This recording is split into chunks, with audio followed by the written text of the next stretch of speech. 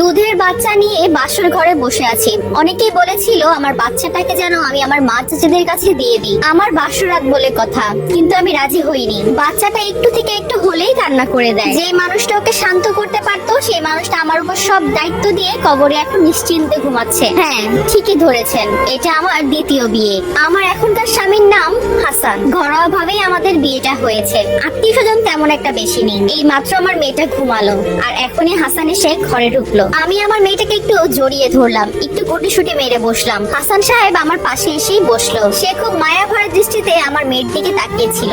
তারপর আমাকে বলল, জানেন তো এটা আমাদের দুজনেরই দ্বিতীয় বিয়ে। তারপর আমি মাথা নাড়িয়ে হ্যাঁ সূচক উত্তর দিলাম। সে আমাকে বলল, আমার স্ত্রী আমাকে কেন ছেড়ে চলে গিয়েছে সেটা কি জানেন?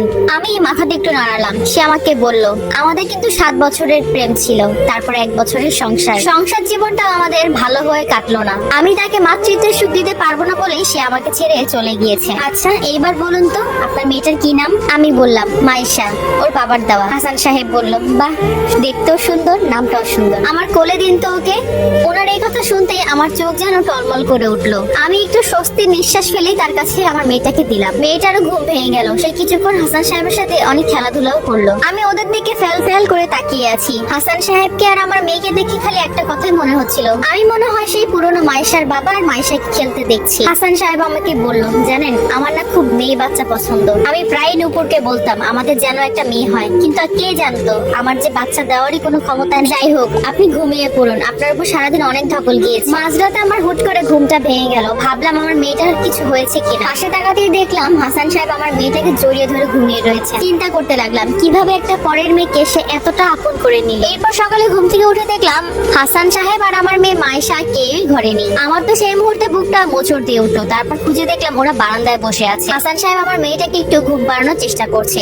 তারপর আমাকে দেখে সে বলল, নতুন ঘর পেয়ে সে খেলাধুলা করছিল, আপনার ঘুম ভেঙে যাবে বলে আমি ওকে নিয়ে বারান্দায় চলে এসেছি, তো আপনি ফ্রেশ হয়ে নিন। আরেকটা কথা, আপনি কি আচার বানাতে পারেন, বেলের আচার? আমি তারপর মাথা নাড়িয়ে বললাম, পারি মোটামুটি। আমার প্রাক্তন শাশুড়ি আচারের হাত খুব ভালো ছিল, সে খুব ভালো বানাতে পারতো। তারপর আমি হাসান সাহেবকে নাস্তা দিলাম। সে নাস্তা খেতে খেতে বলল, আমার নাকি রান্নার হাত খুবই ভালো। পরে আমি তাকে বললাম, রুটিটা তো একটু পুড়ে গিয়েছে, তাও বলছেন এই কথা? হাসান সাহেব পরে হেসে উত্তর দিল, শুনুন, যার হাতে রান্না ভালো তার হাতে পোড়া রুটিও খেতে ভালো লাগে। এদিকে সে নাস্তা শেষ করে মাইশার পাশে চলে গেল। মাইশা দোলনাতে ঘুমাচ্ছে আর সে তার পাশে বসে ল্যাপটপটা নিয়ে বসলো। আগামীকাল থেকে অফিস, মাত্র 2 দিনের ছুটি পেয়েছে। যদি প্রথম বিয়ে হতো তাহলে হয়তো 1 সপ্তাহ ছুটি পেত। অফিসের দিন সকালে বের হওয়ার সময় আমাকে তিনি বললেন, জানেন আমার না খুব ইচ্ছে ছিল যখন আমি অফিসে যাব তার আগ দিয়ে আমি আমার বউয়ের কপালে চুমু এঁকে যাব। তবে আমার প্রাক্তন স্ত্রী এগুলো পছন্দ করতো না, তার কাছে এটা ন্যাকামও লাগতো। আপনারও কি এগুলো অপছন্দ লাগে? আমি মাথাটা নিচের দিকে দিয়ে বললাম, না। তারপর সে আমার কপালে একটা চুমু এঁকে দিয়ে অফিসের উদ্দেশ্যে রওনা হয়ে গেল। দুপুরে অফিসে যখন তার লাঞ্চ টাইম চলে তখন সে বারবার আমাকে ফোন দেয়। ফোন দিয়ে জিজ্ঞাসা করে আমি কি করছি, রান্না শেষ করেছি কিনা, খাওয়া দাওয়া করেছি কিনা, মাইশাকে খাওয়াইছি কিনা। তার এই কেয়ারিং স্বভাবগুলো আমার কাছে খুবই ভালো লাগতো। মাঝে মধ্যে রাত্রে অফিস থেকে ফেরার সময় সে রজনীগন্ধার ডাল নিয়ে আসতো আর একটা খোপা নিয়ে আসতো। খোপাটা আমার মাথায় গুজে দিত আর মাইশাকে ডালটা দিত। ফুল দেখলে যেরকম একটা শান্তি মনে কাজ করে, ঠিক তেমনি মাইশাকে আর আমাকে দেখে নাকি তার মনে খুব শান্তি কাজ করে। ঠিক এভাবে করে দিনগুলো কেটে যাচ্ছে। 7 মাস চলছে আমাদের সংসার জীবনের। হাসান সাহেবও আমাকে খুব ভালোবাসে, খুব ভালো রাখে। আর আমার মেয়ের মাইশারও হাসান সাহেবকে অনেক পছন্দ, সে তো বাবা বলতেই পাগল।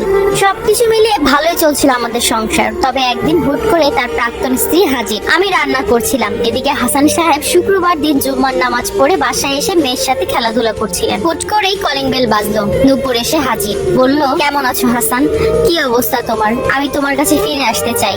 আমি রায়হানকে বিয়ে করার পর বুঝেছি আমি কি হারিয়েছি। হাসান সাহেব তখন উত্তর দিল, আমার এখন এটা আর করার সময় নেই, তাছাড়া আমি মাইশাকে ছেড়ে কিছুই করতে পারবো না। নূপুর তখন বলল, ঠিক আছে তাহলে ওকে নিয়েই চলো আমার সাথে, আমি আর তুমি মিলে ওকে মানুষ করব।